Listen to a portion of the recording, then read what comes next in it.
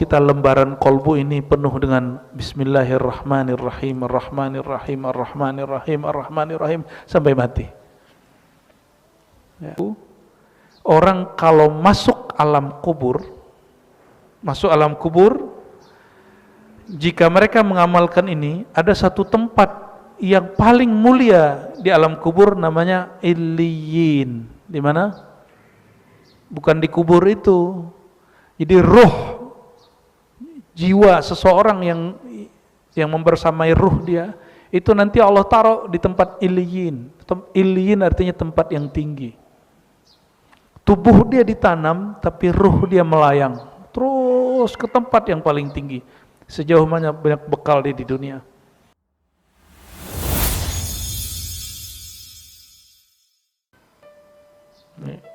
Kan Allah ngomong gini, Ud'uni astajib lakum. Doa kepadaku, aku pasti jawab. Mereka ada doa,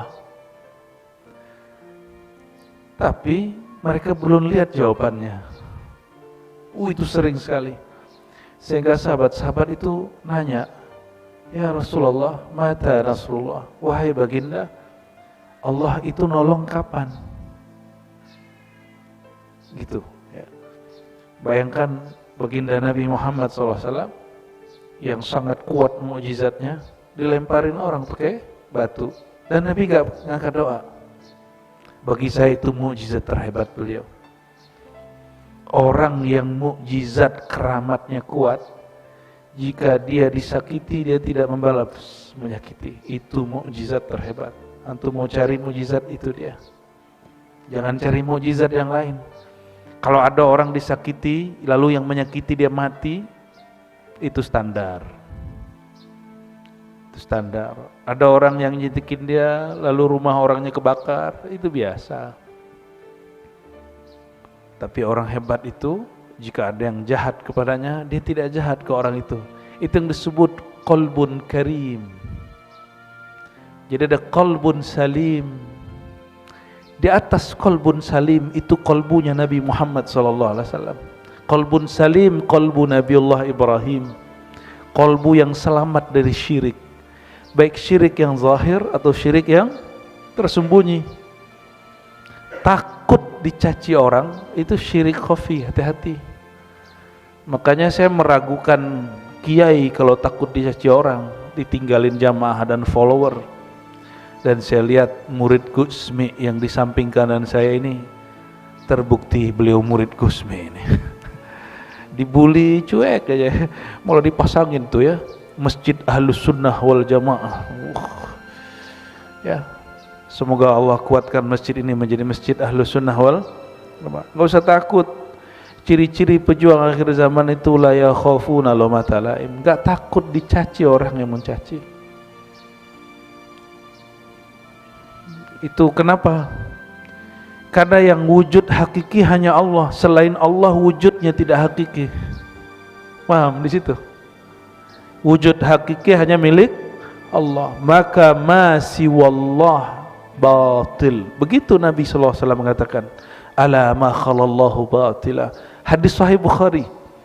Di situ saya tahu ini periwayat hadisnya wali Allah, wali besar, wali kutub, Al-Imam Bukhari, Muhammad bin Ismail Al-Bukhari. Ada dua hadis hebat yang menandakan kewalian beliau di situ. Ya, salah satunya ini. Dan jangan heran Kiai, Imam Bukhari itu mau dibunuh 2 kali. Pertama yang bunuhnya saingan dia yang ngerasa lapaknya diambil. Yang kedua penguasa yang beliau tidak mau menjilat kepada penguasa. Ya. Tapi penguasa kita sekarang nggak sejahat di zaman Bukhari lah, ya. Walaupun ada yang bilang penguasa sekarang sama dengan Fir'aun, ya itu urusan dia itu ya. Setahu saya Fir'aun itu mengatakan dirinya Tuhan. Penguasa sekarang masih sholat nggak? Masih. Di belakang dia ada Habib juga, cuma Habibnya mungkin beda dengan Habib yang antum suka. Ya, sudahlah ya. Kita doakan saja pemimpin kita baik-baik saja. Ya, negeri ini kalau nggak disyukuri bala turun. Ya, maka bersyukur segera. Itu tolak bala yang paling indah. Tolak bala paling indah mensyukuri nikmat, ya. Namun ingat, orang bersyukur untuk tolak bala belum benar-benar bersyukur. Bersyukur yang sebenarnya dia bersyukur karena betul-betul berterima kasih kepada Allah Subhanahu wa ta'ala, bukan karena bala mau dihindarkan, bukan karena derajat mau ditinggikan, tapi Allah layak untuk diterima kasihkan. Puji syukur ini tidaklah sempurna kecuali kita berterima kasih kepada Zat paling mulia di alam semesta, Zat Ahmad, sosok Sayyidina Muhammad, Rasulullah, Habibullah, Nurullah. Allahumma salli wa sallim wa barik alaih. Coba ikuti salawat yang saya baca. Allahumma salli ala ruhi Sayyidina Muhammad fil arwah. Ya Allah, limpahkanlah sir rahmat kasih sayangmu kepada ruhania Nabiina Muhammad sallallahu alaihi wasallam. Al-Fatihah. Ya nusin siratal ladzina an'amta alaihim waladdallin. Amin. Terakhir halaman mana Kiai? Ini ya? Lupa juga ya?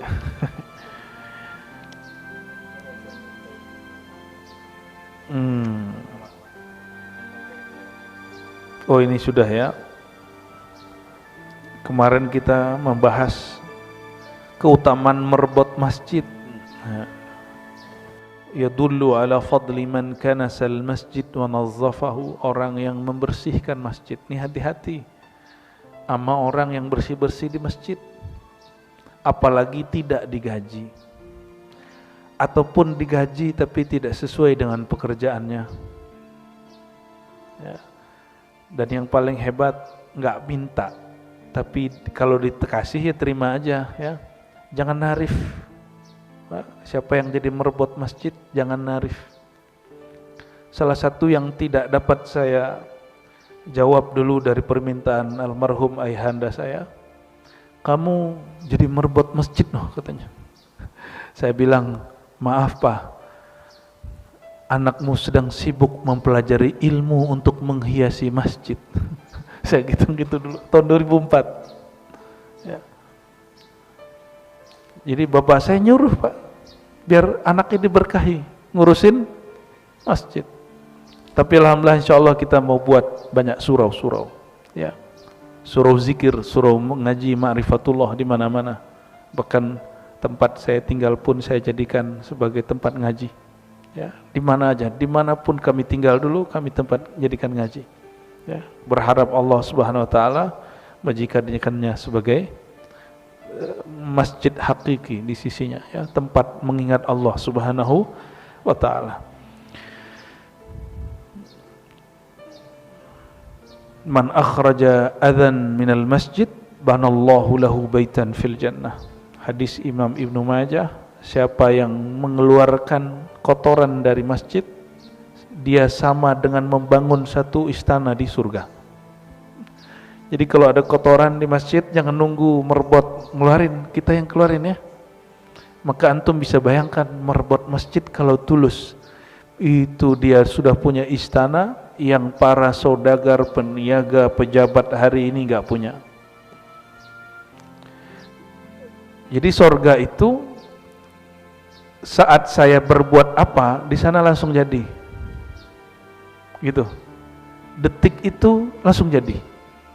Maka Sayyidina Ibrahim mengatakan, sorga itu subur, tapi tanamannya belum ada yang nanam. Maka tanamlah dengan subhanallah, alhamdulillah, Allah akbar, la ilaha illallah. Karena itu juga zikir, itu juga sedekah, ya.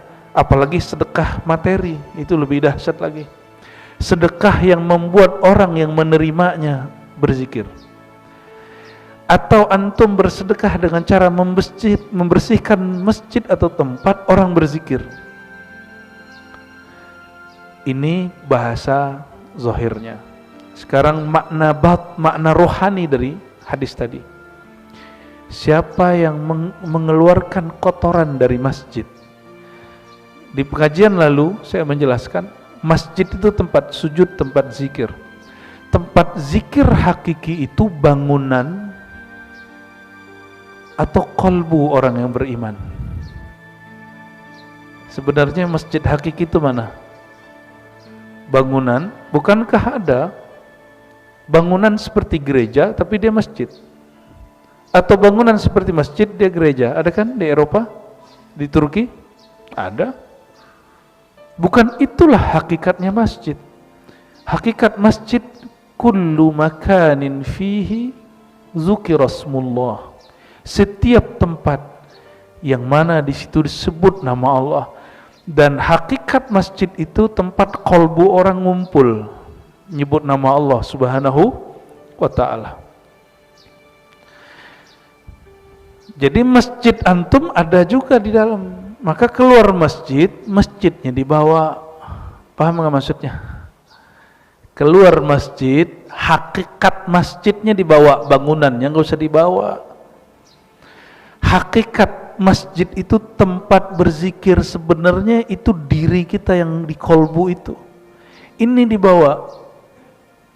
Dan bayangkan jika membersihkan satu kotoran di masjid yang zahir membuat surga di rumah, membuat istana di surga, apalagi guru, syekh, mursyid yang bersihin kolbu antum, masjid di kolbu antum dari kebencian, dari iri, dengki.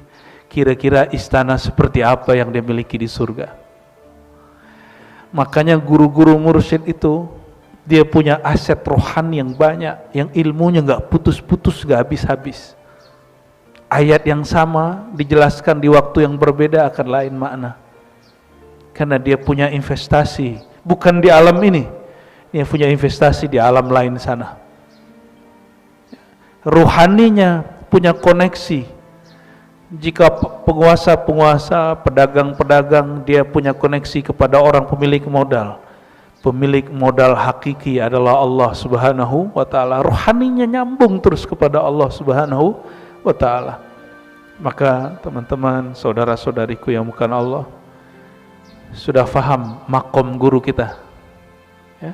Kalau punya guru, punya kiai, punya mursyid, itulah hebatnya ya. Maka cari mursyid bukan yang memprovokasi biar benci kepada orang. Cari guru yang setiap ngaji nambah cinta, nambah cinta, nambah cinta, nambah cinta, sehingga kolbu kita, lembaran kolbu ini penuh dengan Bismillahirrahmanirrahim, Ar-Rahmanirrahim, Ar-Rahmanirrahim, Ar-Rahmanirrahim sampai mati ya. Kasih sayang Allah, kasih sayang Allah, kasih sayang Allah sampai mati ya. Yang tidak terbatasi oleh golongan, oleh mazhab, oleh pergerakan, tapi kasih sayang itu mengalir semua ya. Sekarang kita masuk ke keutamaan jalan kaki ke masjid.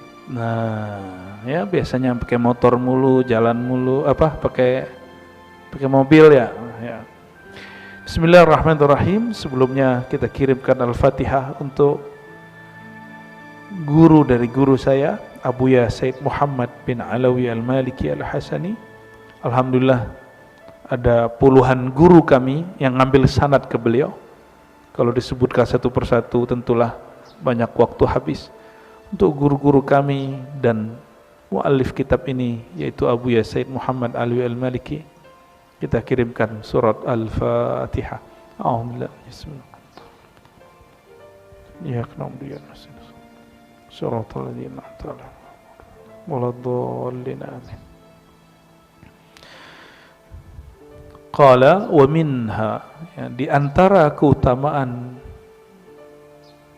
berjalan kepada menambah cinta, sehingga Kolbu kita, lembaran kolbu ini penuh dengan Bismillahirrahmanirrahim, Ar-Rahmanirrahim, Ar-Rahmanirrahim, Ar-Rahmanirrahim sampai mati.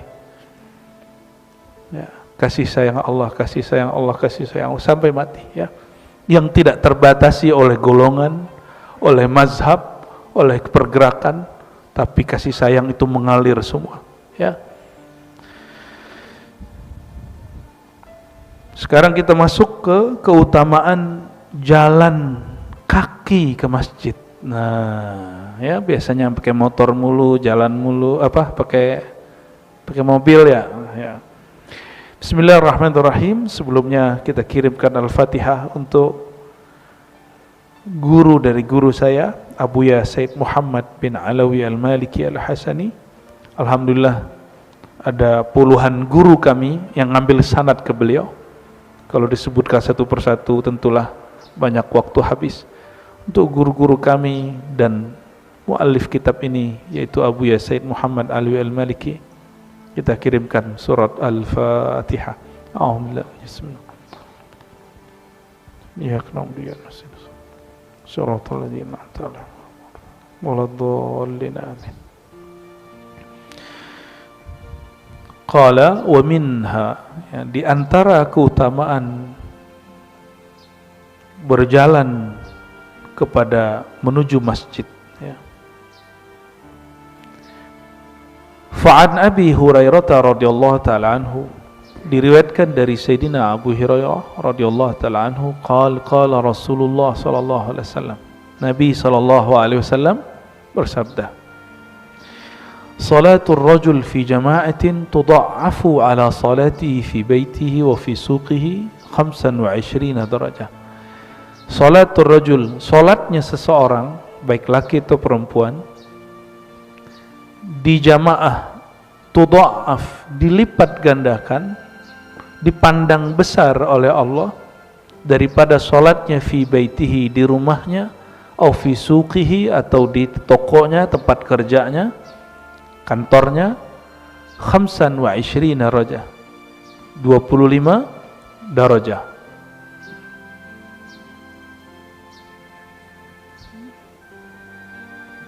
Ini baik laki-laki atau perempuan. Walaupun kalimatnya ar-rajul, tapi dalam bahasa Arab ar-rajul idza utliqa fayahtamil adz-dzakar wal untha. Ya, maka mengandung laki-laki dan perempuan. Hari ini lucu, ada mahasiswa saya S3 ngomong begini, nanya, benar juga? Masa Buya, katanya. Teman saya ustadz, dia ustadz juga, ustazah, melarang kami ke masjid, perempuan ke masjid, tapi tidak melarang kami ke mall. Ini ngomong mahasiswa S3. Akhirnya masjid sepi dari perempuan, tapi mall tetap ramai dengan perempuan. Betul, Bu? Berarti kita tidak sepakat dengan pemahaman itu, ya? Berarti perempuan tetap dianjurkan sholat di masjid? Mau tahu dalilnya? Sahih Bukhari, hadisnya lebih sahih dari dalil yang melarang perempuan ke masjid. Bahkan tidak ada larangan perempuan ke masjid, ya. Saya boleh pastikan yang dilarang itu cuma perempuan yang membawa fitnah, yang niatnya ingin menggoda. Saya yakin ibu-ibu ini niat ke masjid bukan mau menggoda, tapi mau mendekat diri kepada Allah Subhanahu wa taala, ya. Kan yang boleh dekat sama Allah bukan ibu-ibu doang, bukan bapak doang, ibu-ibu juga. Hadisnya menyebutkan la tamna'u ima Allah masajidah. Hadis Bukhari, janganlah larang perempuan hamba-hamba Allah berangkat atau pergi ke masjid. Itu diriwayatkan oleh Sayyidina Abdullah bin Umar ketika ada di antara keluarga dia atau teman dia, murid dia, melarang keluarganya yang perempuan pergi ke masjid. Namun kalau lagi ada hajat, keperluan, tugas di rumah yang tidak diwakili yang lain, barulah lebih afdol di rumah. Udah sederhananya begitu. Ketika tugasnya selesai lagi, balik lagi ke masjid. Gitu. Dan tidak adilnya beberapa orang menjelaskan tentang perempuan, seakan-akan perempuan itu sarangnya setan. Sarangnya setan bapak ini atau perempuan? ketika Sayyidina Yusuf jalan, yang tergoda perempuan. Berarti masalah goda menggoda itu bukan masalah jenis kelamin. Itu masalah diri kita emang. Emang diri kita. Di dalam diri kita ada kecenderungan itu. Maka kita tergoda untuk masalah itu. Ini beliau nih punya guru Gusmi. Gusmi itu aneh-aneh, sering bawa atau sering nongkrong di tempat lokalisasi, Pak. Tapi beliau kalau ada nongkrong di situ, tinggal hitung sebulan 2 bulan bubar itu tempat. Biiznillah. Dan itu PSK, ada yang jadi santri. Ini beliau sedih cerita nih. Jadi santri, jadi hafizah. Ternyata itu maksiat terakhir mereka. Gusmi datang. Maka antum melihat ada orang, jangan suuzon ya. Siapa tahu orang yang maksiat di mata kita itu terakhir maksiat di hari ini. Sedangkan kita terakhir taat hari ini. Ya, ini berulang-ulang kita sampaikan. Ya. Itu ada orang-orang seperti itulah ya. Ada orang-orang yang begitu cara dakwahnya. Dakwah dia kebalik dengan kita. Kita mengira dakwah padahal kita sedang menghina orang, ya. Nauzubillah min dzalik.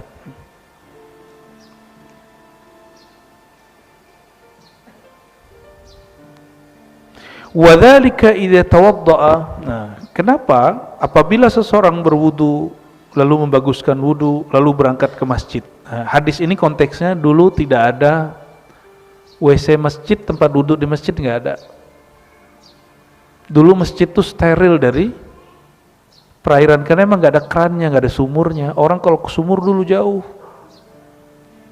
Itu sebabnya para sahabat seling sholat subuh pakai wudu isya karena ribet keluar malam hari. Jangan bayangkan zaman baginda Nabi Muhammad SAW dan para sahabat, para tabi'in dan ulama-ulama sebelumnya, mereka toiletnya di dalam rumah, enggak. Saya masih ngalamin di kampung saya, surau tempat zikir. Kalau mau wudu itu jauh ke bawah, ada sumur di bawah. Jadi ini surau, kita turun dulu ke bawah. Maka kami kalau berbuka itu minumnya sedikit, makannya sedikit. Ya, habis itu ke toilet lagi, wudu, udah sampai subuh. Jadi saya baru paham waktu itu, kok bisa wudu isya sampai subuh nggak batal? Karena makannya sedikit, minumnya tidak banyak. Nah, kenapa? Karena itikaf di surau, gerakannya nggak banyak, aktivitasnya nggak banyak. Kalau gerakan kita banyak, aktivitas kita banyak, mesti banyak minum. Beda ya, jangan disamain. Orang di itikaf itu cuma sholat, zikir, duduk, sholat, zikir, duduk, udah gitu aja kerjaannya. Emang gak dianjurkan banyak minum, sedikit aja minumnya. Dan jangan heran, ada wali Allah 12 hari wudu sekali, gak makan, gak minum, gak tidur. Itu ada riwayatnya, dan riwayatnya sahih. Kok bisa 12 hari? Belum seberapa. Ashabul Kahfi 309 tahun. Pas ditanya mereka gak berasa. Ini antum sudah 12 hari loh, gak makan, gak minum. Dia nggak tahu, dia nggak sadar, dunia dia sudah beda. Ada orang begitu. Kita kalau masih jam 12 lapar, itu belum makomnya tuh sudah ya. Udah makan aja kayak biasa, gak usah gaya-gayaan juga.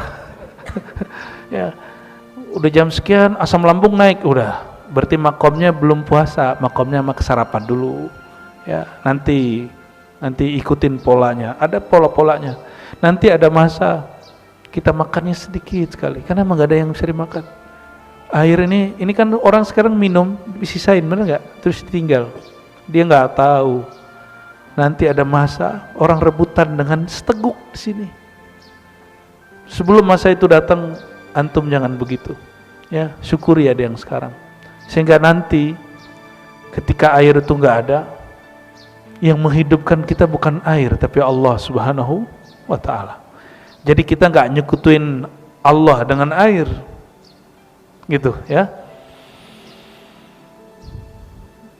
Summa kharaja ilal masjid la yukhrijuhu illa shalah. Lalu dia keluar ke masjid dan dia tidak berniat keluar dari rumahnya kecuali hanya untuk sholat. Nah, ini yang saya sampaikan di bulan sebelumnya. Tujuan kita hidup di dunia cuma sholat. Maka Imam Sufyan, apa kata beliau? Kalau bukanlah karena sholat jamaah, sholat 5 waktu, sholat duha, sholat tahajud, majelis zikir, silaturahim, maka aku memilih lebih baik dikubur mati daripada hidup. Berarti maksudnya apa? Hidup, sholat jamaah, sholat sunat, silaturahim, ngaji, ini lebih nikmat daripada masuk alam kubur, dapat nikmat dalam kubur. Ya, jadi ini nikmat ini. Antum lagi di taman surga. Siapa yang berkalam? Nabi Muhammad SAW. Apa kata beliau? Jika engkau bukan yang hadis yang itu, hadis Bukhari, ya. Jika ada satu kaum berkumpul untuk ilmu, maka malaikat mengatakan kepada malaikat yang jauh di ujung sana, halumma ila hajatikum, wahai para malaikat, sahabatku, saudaraku, berkumpullah kalian. Ini malaikat ngumpul. Setiap manusia itu ada setannya, ada malaikatnya. Itu malaikat yang bersama dia ikut ngaji juga. Kenapa? Ini taman-taman surga. Maka taman surga sudah ada di dunia. Orang yang belum berkunjung ke tamannya sewaktu dia hidup, bagaimana dia akan datang kepada surga ketika dia mati? Ya, enak benar, ya. Maka di dalam Islam nggak ada penebusan dosa. Di dalam Islam, kalau mau ditebus dosanya, tobat beramal sendiri. Guru cuma menuntun jalan, nggak bisa dibayar, ya. Mengenai kafarah betul ada dalam ilmu itu, tapi masuknya ke bab adab. Masuknya ke bab adab, tidak masuk ke bab fikih, ya. Nabi SAW ada beberapa riwayat, ya, menyebutkan sahabat Nabi melakukan A lalu disuruh kafarah. Nah, ada kafarah yang wajib, ada kafarah yang sifatnya rohani, spiritual. Nah, yang spiritual ini nggak masuk wilayah fikih, ya.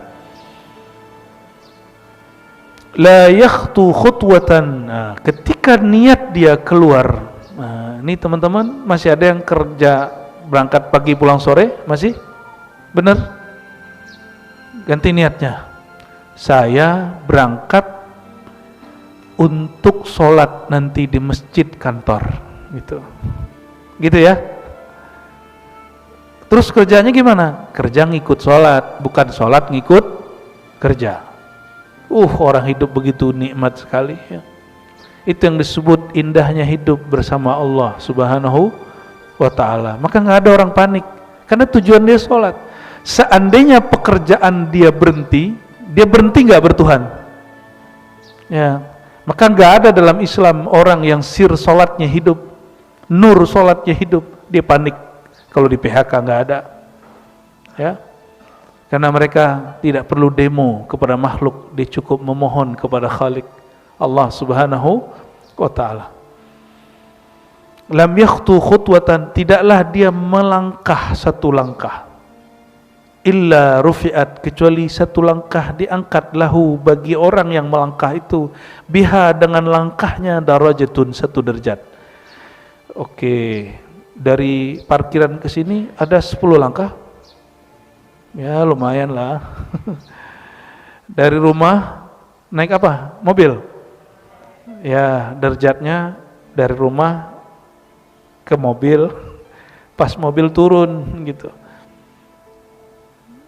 Ini harfiah hadis, ngikutin harfiah hadis. Lo kan kita mobil bayar, iya bayar, betul. Saya nggak nanya itu. Bensinnya beli kok, iya saya nggak nanya itu. Yang Nabi bicarakan jalan. Maka teman-teman di tempat tinggal sekitarnya ada masjid. Coba sekali seminggu, kalau nggak setiap hari, jalan kaki. Jalan kaki. Insya Allah orang yang begitu terus, ya, dia husnul khatimah. Kenapa? Derajatnya diangkat. Wa hutta anhu biha khati'atuhu. Lalu Allah gugurkan kesalahan-kesalahan dia.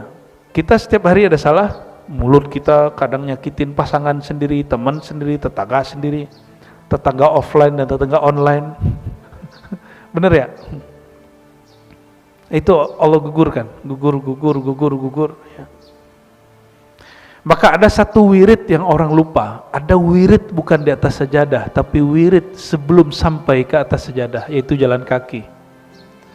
Ini yang saya takjub ke jemaah tabligh, mereka punya satu gerakan namanya khuruj jemaah jalan kaki. Emang gak masuk akal sih orang-orang itu hari ini, tapi ada loh. Walaupun satu dua. Kalau dulu kiai-kiai kita disuruh kamu jalan kaki ke Surabaya, benar nggak kiai?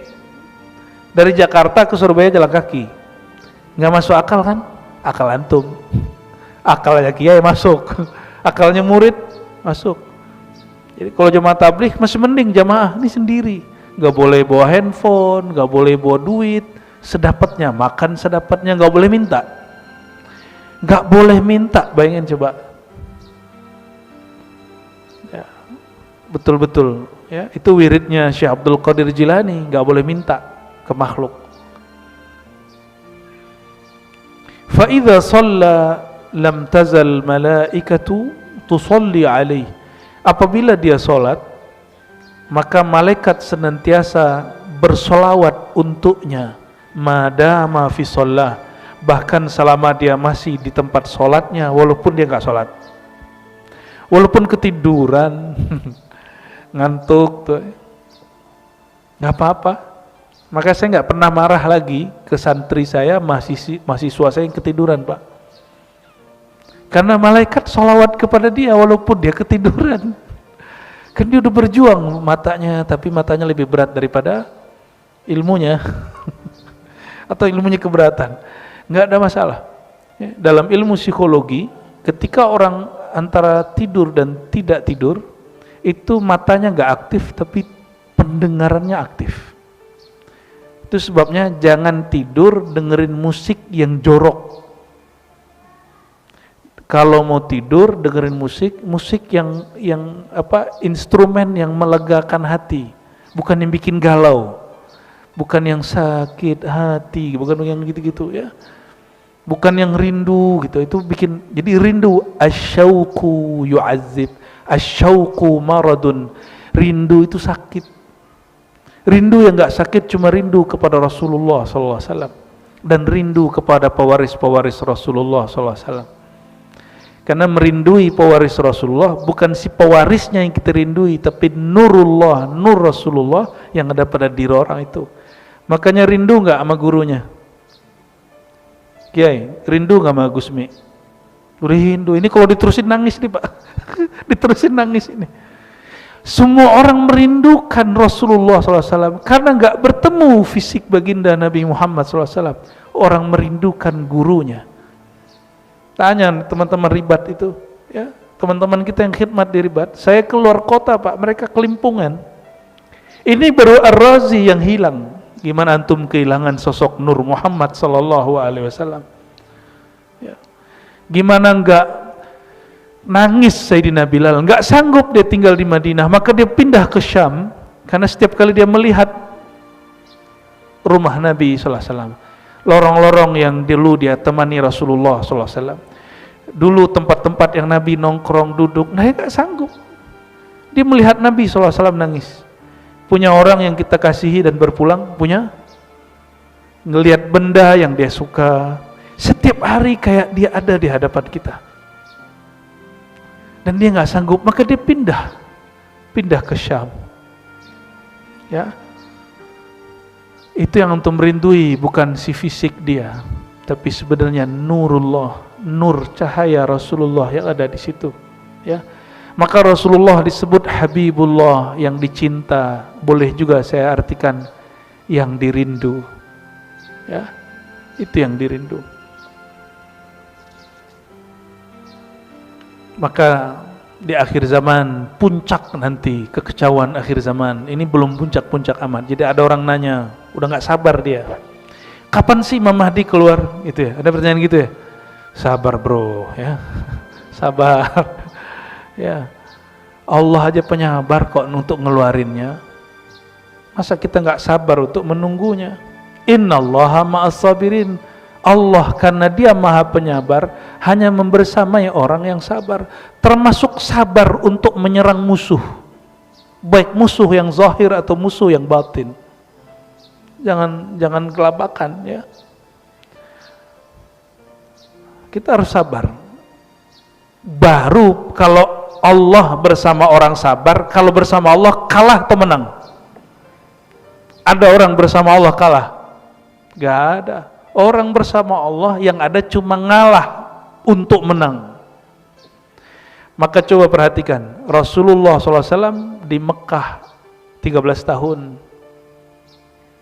Perjuangannya rumit, tapi enggak sampai sempurna 11 tahun, hanya 10 tahun lewat sedikit.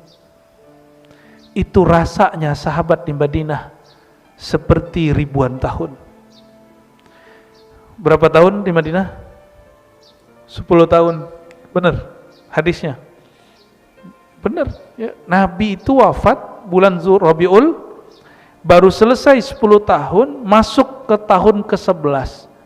Muharram, Safar, Rabiul Awal, wafat hari ke-12. Jadi 10 tahun 2 bulan lebih dikit.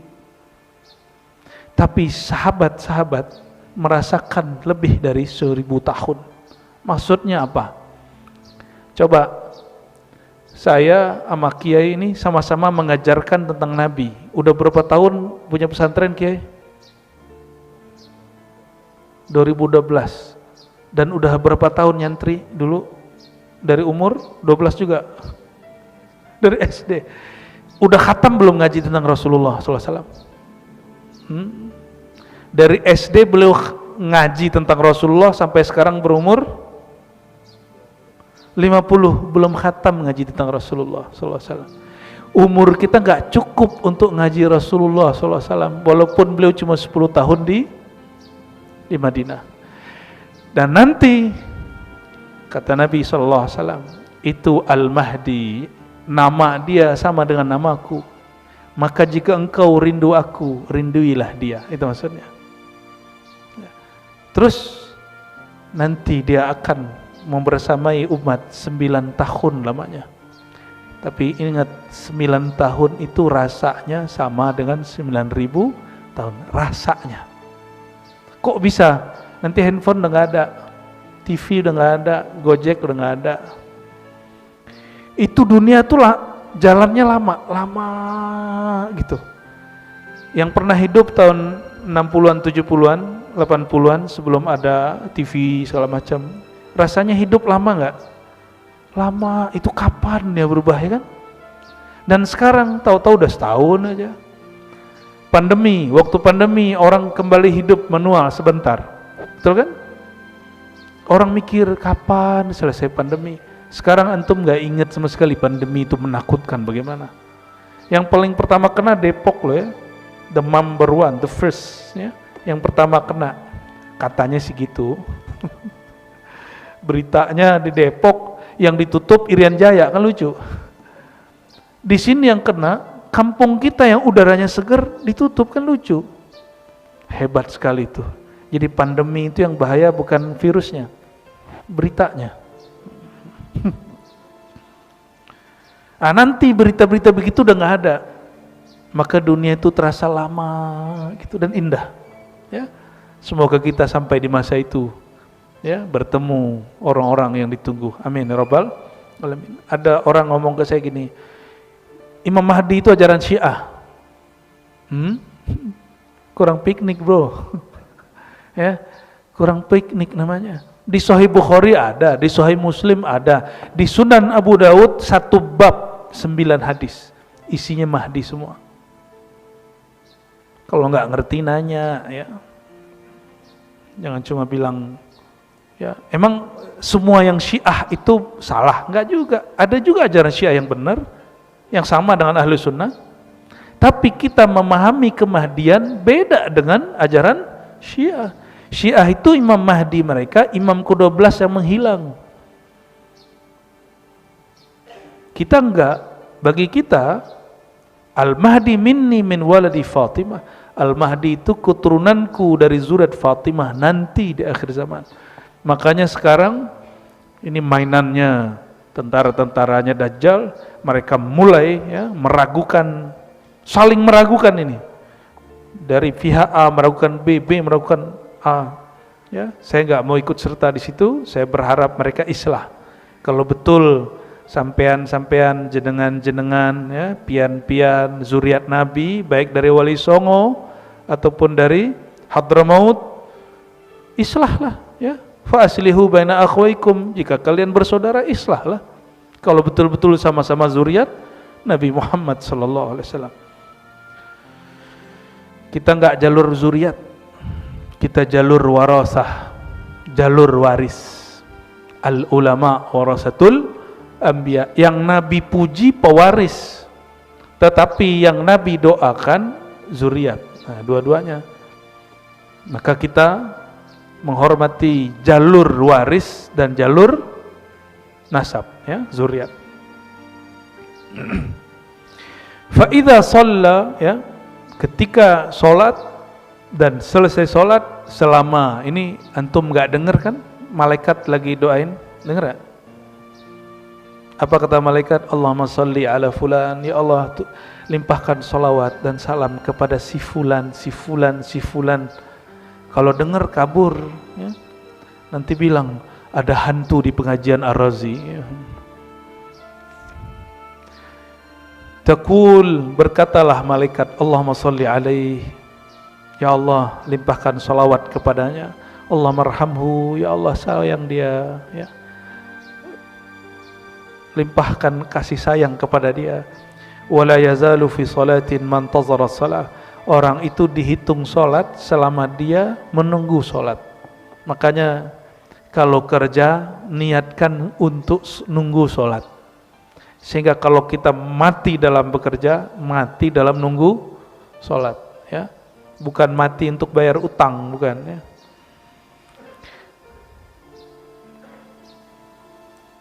Dulu di zaman Nabi sallallahu alaihi wasallam ada seorang Ansar. Dia rumahnya agak jauh dari masjid. Tapi 5 waktu tidak luput dari jamaah. Ya, lalu ada orang ngomong ke dia, "Lau ishtaraita himaran," seandainya kamu beli kendaraan dan kamu berangkat dengan kendaraanmu, ya, tarkabuhu fi zulama'a fi ramda, ya, dengan gelap atau lagi musim tidak enak, kamu tetap bisa datang ke masjid berkendara. Apa jawaban dia? Ma yasurni anna manzili ila jambil masjid, inni uridu ayyuktaba li mamshaya ila al-masjid wa ruju'i idza raja'tu ila ahli. Saya tidak ingin dekat-dekat tinggal di masjid dan punya kendaraan ke masjid. Kenapa? Aku ingin setiap langkahku berangkat dan pulang itu dicatat di sisi Allah Subhanahu wa taala. Faqala Rasulullah sallallahu alaihi wasallam, qad jama'allahu laka dzalika kullah. Allah telah mengumpulkan keberkahan itu pada dirimu. Jadi enggak usah beli rumah dekat masjid, ya. Ya, dikit pahalanya. An Jabir bin Abdullah, ya. Terus ini sama lah hadisnya.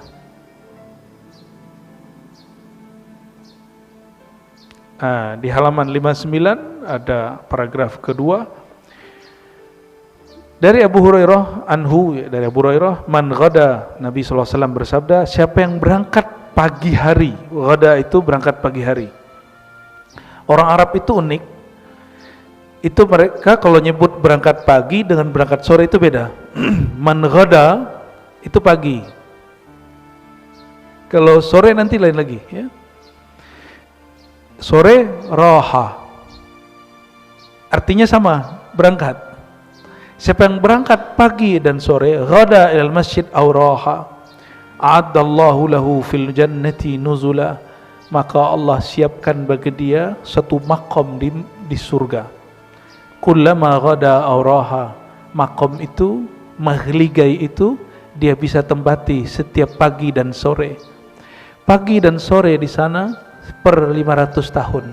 Maka duduk di Mahligai itu boleh selama 500 tahun. 500 tahun pagi ke sore, sore ke pagi. 500 tahun. Itu Mahligai, antum bisa melihat Allah di situ. Ya. Mau bertemu Allah nanti, memandang Allah. Ini gini aja. Punya orang yang kita idolakan, pengen gak ngeliat langsung muka dia? Pengen. Baik itu pemimpin, artis, guru, kita pengen ketemu langsung loh, tatap langsung. Ada orang menatapnya acak dari tempat yang gak disiapkan. Ya mungkin dia main terobos-terobos tempat, tapi ada tempat VIP. VIP tempat memandang Allah Subhanahu wa taala disiapkan bagi orang yang berangkat jalan kaki pagi dan jalan kaki sore. Gimana? Masih kurang jelas? Ya. Itu cukup ya bagi orang yang mau ya. Setiap kali dia datang nur, besok nur lagi, pagi besok nur lagi, begitulah nurun ala nur, nurun ala nur. Semakin dia ulang terus, makomnya tambah tinggi, tambah tinggi, tambah tinggi di hadapan Allah SWT. Maka niatkan bukan cari pahala semata, tapi niatkan berangkat itu mempersiapkan, melayakkan diri untuk pantas bertemu Allah Subhanahu wa ta'ala. Mungkin enggak ketemu Allah tanpa melalui kekasih Allah? Maka antum mengamalkan ini, pasti ketemu baginda Nabi Muhammad SAW. Emang gampang ketemu Nabi Muhammad SAW? Ketemu kiai aja sulit. Ketemu gubernur aja sulit, apalagi gubernur langit. Ketemu presiden aja protokolnya ribet, apalagi protokolnya Sayyidina Muhammad SAW. Nanti kalau di surga, jangan dikira gampang ketemu. Nanti yang nunggu, yang nahan, banyak sekali. Kalau dia nggak punya akses selama di dunia, dia nggak punya akses nanti di akhirat. Ya, maka makom orang itu di dunia, tinggal cek dia rohaninya ketemu Rasulullah, apakah ketemu, menatap, berbicara, atau dekat, atau bagaimana? Ya, itu beda. Ya.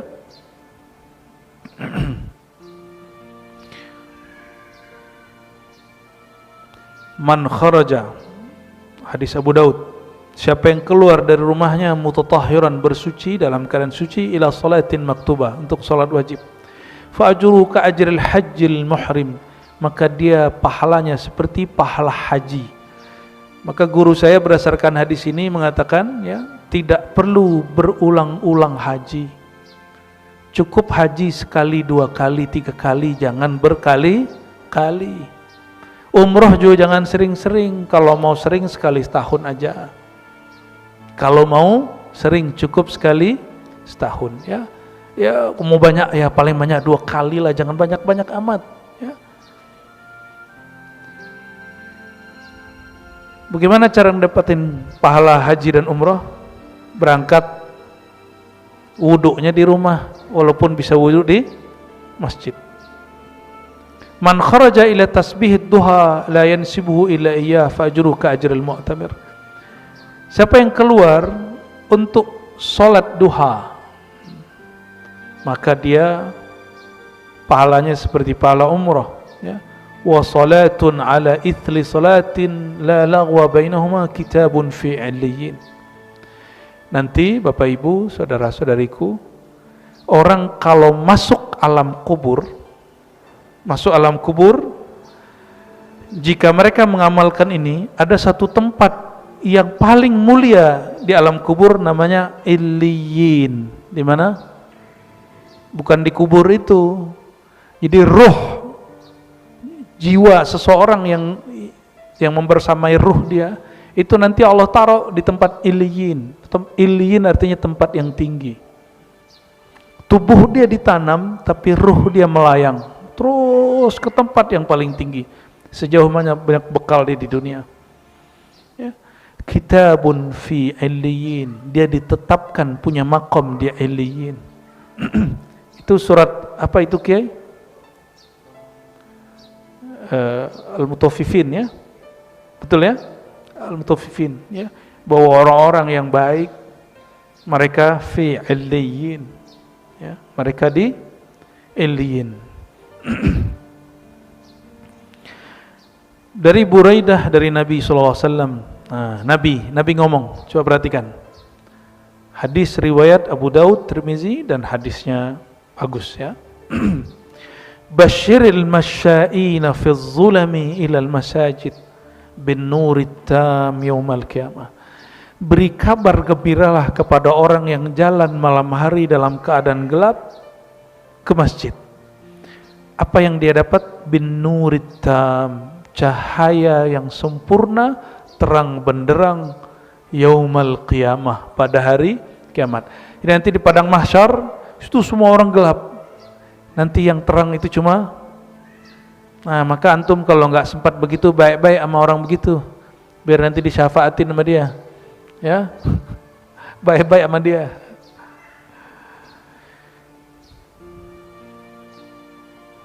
Dan mereka itu disebutkan dalam hadis yang berikut, al-khawwaduna fi rahmatillah, orang yang larut dalam kasih sayang Allah Subhanahu wa ta'ala ya. Hadis ini riwayat Imam Ibnu Majah rahmatullah alaih. Oke, jam 9 gimana Kiai? Cukup? Mau tanya jawab? Monggo.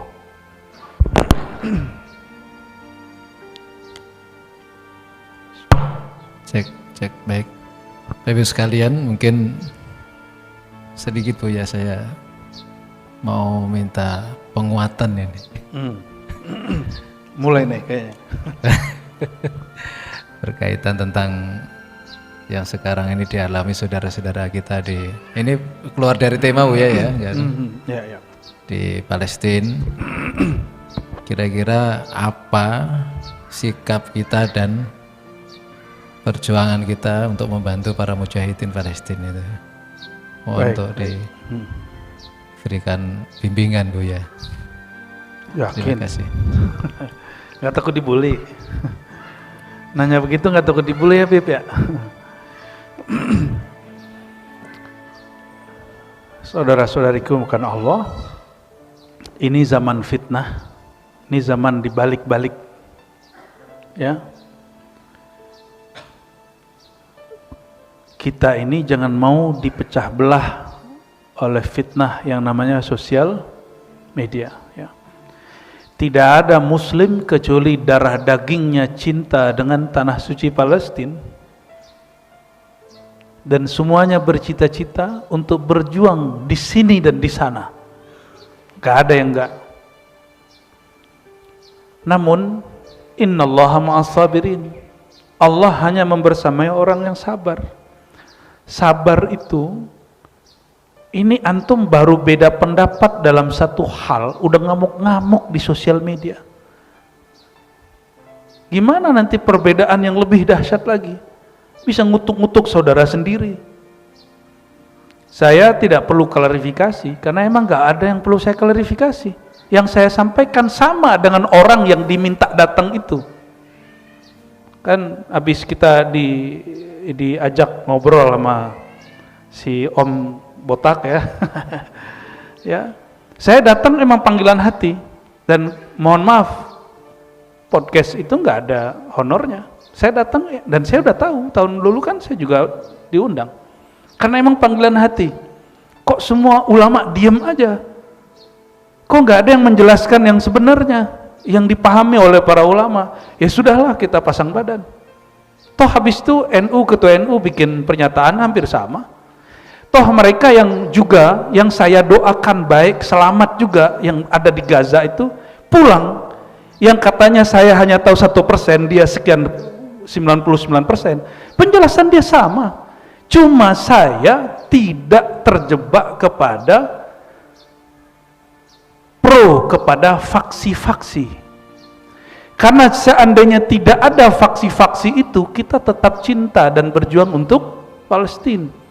Maka saya sampaikan kepada antum, saya nggak benci Hamas, saya juga nggak benci Fatah, tapi saya juga nggak pro dengan ideologi mereka. Saya cuma pro Palestina.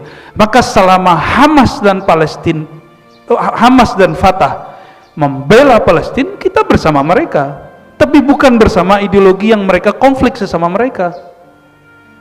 Kalau mau bela-belaan pro-proan, mana yang lebih pantas? Yang lebih lama berjuang untuk Palestina, Fatah atau Hamas? Fatah.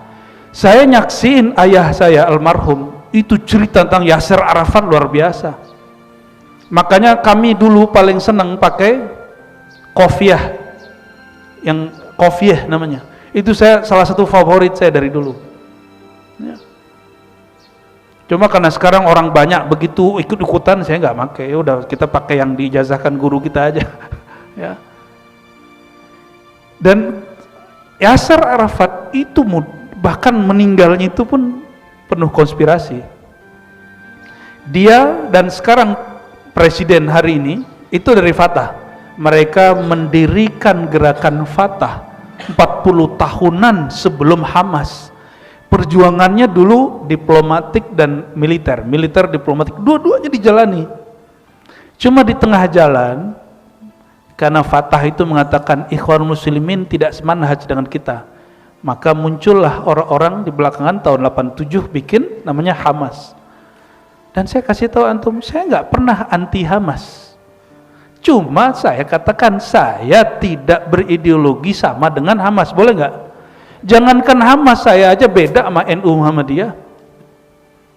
Tapi saya cinta mereka gitu. Beda nggak?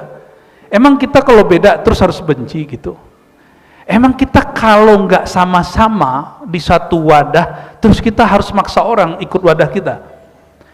Emang antum kalau beda mazhab pergerakan sama orang-orang yang beda sama kita caci maki? Begitu Rasulullah SAW mengajarkan? Kan enggak? Coba lihat, adakah di situ saya merendahkan Hamas? Tidak ada. Saya cuma mengatakan, bahkan seandainya Hamas tidak ada, Fatah tidak ada, kita berjuang cinta Palestina, titik, begitu. Supaya orang tidak terjebak kepada gerakan-gerakan fraksi-fraksi, kelompok-kelompok, fi'ah, ta'ifah. Fokusnya di Palestinnya. Coba, antum yang hidup tahun 70-an, Hamas sudah ada belum? Pro-nya masih apa waktu itu? Pasti Fatah. Dan masih ada kelompok lain di situ. Masih ingat, bro, antum dulu bully saya karena saya tidak mengkafirkan Syiah. Benar nggak? Masih ingat? Udah lupa kan? Memori kita pendek. Sekarang Hamas duduk dengan Syiah. Kenapa antum tidak kafirkan? Karena antum lupa, karena sudah fanatis, terlalu cinta dengan Hamas, buta, orang tidak pro Hamas langsung dibenci. Padahal dulu antum benci ketika saya membela kelompok Syiah tidak kafir kecuali yang ghulat. Kita tunjukin kitab Imam Syahrastani punya kitab Al-Milal wan Nihal, abad ke-6 Hijriah, tahun 500-an. Apa kata beliau? Kelompok Syiah itu minal muslimin, masih Islam. Dibully saya. Saya cuma bela Pak Quraisy Shihab, dibully, Pak. Sekarang Hamas mengatakan kami anak rohaninya Khomeini Syiah. Gimana kira-kira? Mana antum yang dulu bully-bully Syiah? Mana Habib yang dulu mengkafirkan Syiah itu mana? Kenapa nggak konsisten? Justru saya konsisten. Bagi saya Hamas bersama orang Iran, orang Syiah juga gak ada masalah. Yang penting dia bersama kita dengan Palestina, sederhana. Antum tahu nggak setahun lalu Bashar Assad yang antum benci, presiden mana? Suriah yang antum kutuk di majelis-majelis. Hamas buat persetujuan, tatbi', normalisasi sama dia. Terus konflik sebentar, balik lagi. Tahu dari mana? Buka berita-berita resmi dalam bahasa Arab. Kalau nggak ngerti, jangan cuma ngikut berita hoax yang muncul di internet. Dulu, waktu saya membela Bashar Assad, saya dikafir-kafirkan orang. Apa? Jadi ada orang nanya, di Kalimantan, ada orang nanya gini, apa pendapat antum tentang Bashar Assad? Jawaban saya bukan benar salah, saya cuma ngomong gini, ente kalau jadi presiden terus ada orang bikin rusuh di negerimu, Kamu lawan nggak? Lawan. Bashar Assad presiden di Suriah, lalu ada orang bikin rusuh atas nama jihad. Boleh nggak dia lawan? Boleh. Dibully juga kita, Pak. Alasannya apa? Bashar Assad Syiah. Ya salam, ya akhi. Emang ada buktinya Bashar Assad Syiah? Kalaupun iya, sekarang Hamas kerjasama dengan Iran, pusatnya Syiah. Dan videonya jelas. Ya, Khalid Mash'al mengatakan itu pimpinan, ketua hariannya. Apa kata dia? Ini bantuan daripada Iran, negeri Syiah. Mana konsistensi antum? Ya. Justru saya menyiapkan pemikiran-pemikiran kita nanti kalau seandainya Sunni Syiah gabung, siap nggak? Gitu maksudnya. Yang saya cita-citakan di kepala saya cuma satu, innamal mu'minuna ikhwah, orang beriman itu saudara. Makanya antum lihat video-video saya sebelumnya, saya mendoakan Hamas, Fatah, Islah. Gak mesti mereka satu dalam satu organisasi, Islah aja selesai. Karena tahun 2007 mereka perang, Pak, bunuh-bunuhan, memperebutkan Gaza itu. Kita nggak mau meniru itu. Antum mau NU Muhammadiyah perang? Nah, mau rebutan Indonesia? Kira-kira begitu. Maka saya cinta Palestina. Maka jika Hamas emang judulnya cinta Palestina, ana ma'akum, saya bersama Hamas. Tapi bukan Hamas sebagai kelompoknya, tapi Hamas sebagai Palestinnya, Fatah sebagai Palestinnya. Ada kelompok satu lagi, Jihad Islami sebagai Palestinnya. Jangan gagal paham. Apa antum, ya sebenarnya ada satu hal di luar itu. Karena saya tidak pro Hizbut Tahrir, maka yang ramai itu salah satu kan aktivis Hizbut Tahrir. Ya. Hizbut Tahrir antum tahu? Hizbut Tahrir itu berseberangan dengan Hamas. Hizbut Tahrir itu lahir di Yordan dan diharamkan di Yordan. Indonesia baru mengharamkan kemarin sore. Baru mengharamkan kemarin sore. Saudi mengharamkan, Ikhwan Muslimin mengharamkan Hizbut Tahrir. Kita telat, Pak. Nah, orang Indonesia hebat. Ikhwan Muslimin masuk ke Indonesia ujinak semua. Jadi partai politik, partai nasionalis religius, itu PKS. Muncul lagi dari PKS Gelora, itu kan indah sekali Indonesia itu. Ya. Saya berharap Hizbut Tahrir itu dinasionalkan gitu. Enak jadinya, Pak, ntar. Saya perjuangkan Hizbut Tahrir itu nanti. Tapi kalau Hizbut Tahrir mengatakan Indonesia togut, Pancasila togut, ente kurang piknik, ya. Nggak paham Pancasila itu hadiah para wali-wali Allah, kiai-kiai besar untuk negeri ini. Ya, yang bilang begitu berhadapan sama kita, ya. Lahir batin dunia akhirat sama kita nanti. Jadi mohon maaf, saya nggak perlu didukung BIN, polisi untuk cinta NKRI. Sepakat nggak, Kiai? Kita cukup dengan iman yang ada dalam diri kita. Hubbul watan minal iman. Ini bukan hadis. Ini kalam yang ditancapkan oleh guru-guru kita dari dulu. Cinta negeri bagian dari iman. Salah satu negeri orang Islam itu Palestina. Maka cinta Palestina bagian dari iman. Udah, sesederhana itu. Anda perhatikan komentar saya tentang Palestina sama persis dengan pejuang Palestina, persis sama. Bedanya saya tidak mau terjebak dengan kelompok yang bernama Hamas ataupun Fatah, tapi saya tidak benci mereka. Saya cuma bilang my ideology is different, gitu aja. Ideologi saya beda sama mereka. Sesederhana NU beda ideologi sama Muhammadiyah, boleh nggak? Sederhana tuh. Apakah sesat orang NU beda dengan Muhammadiyah? Apakah sesat orang Muhammadiyah beda dengan NU? Saya tanya lagi, apakah sesat antum tidak suka dengan beda dengan Hamas? Ya. Apakah termasuk tidak bela Palestina kalau kita tidak pro, tidak masuk anggota Hamas? Enggak. Ada imigran Arab salah paham bab itu, lalu buat hoax tentang Hamas.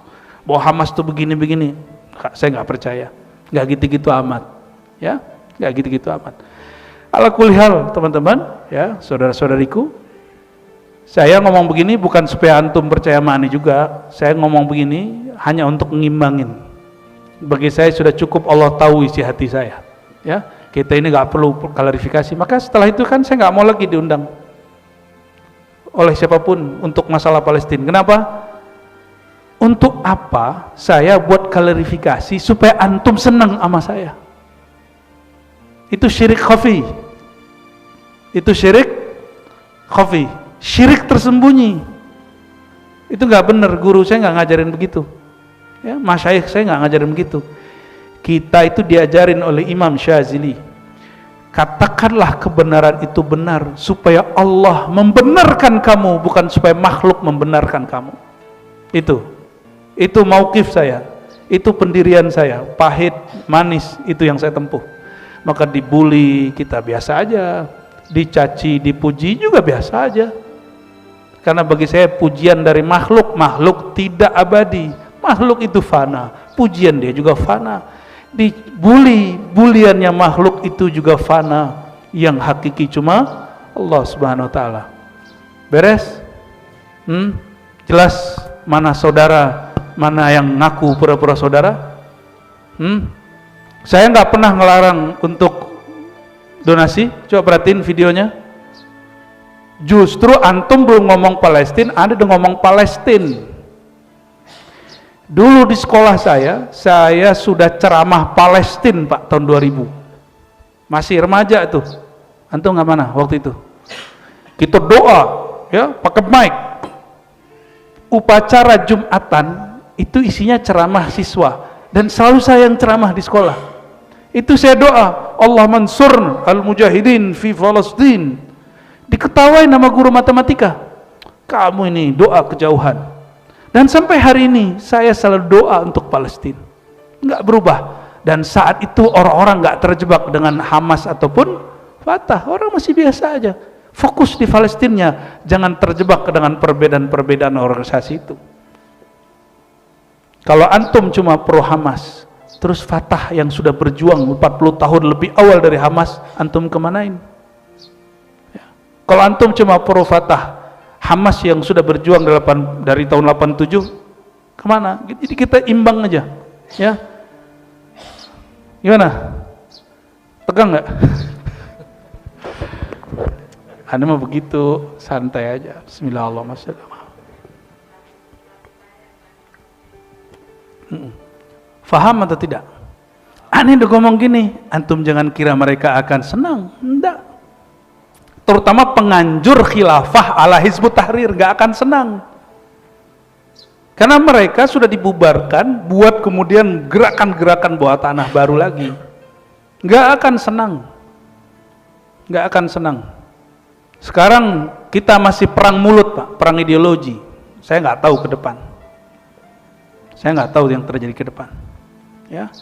Udah, sekarang mumpung negara demokrasi, perang opini aja, ya.